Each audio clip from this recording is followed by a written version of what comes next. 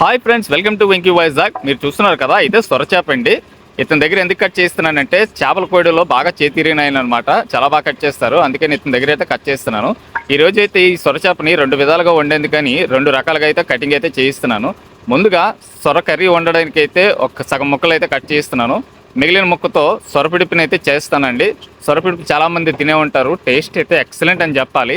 ఇంకొక విషయం ఏంటంటే ఈ సొరచేప రెక్కలు ఉన్నాయి కదా, వీటితో సూప్ కూడా చేసుకుని తింటారు చాలా మంది. అది వండడం వస్తేనే, లేకపోతే ట్రై చేయకండి. ఇప్పుడు సొరచేప కర్రీ కోసం అయితే చిన్న చిన్న ముక్కలుగా కటింగ్ అయితే చేయిస్తున్నానండి. ఎందుకంటే ఎంత చిన్న ముక్కలుగా ఉంటే టేస్ట్ అంత బాగుంటుంది. నెక్స్ట్ మిగతా ముక్కతోటి సొరచేప పిడుపు కోసం కొద్ది పెద్ద ముక్కలే కట్ చేస్తున్నాను. ఎందుకంటే ఇవి బాయిల్ చేస్తాం కాబట్టి ఎంత పెద్ద ముక్కలున్నా పర్వాలేదు.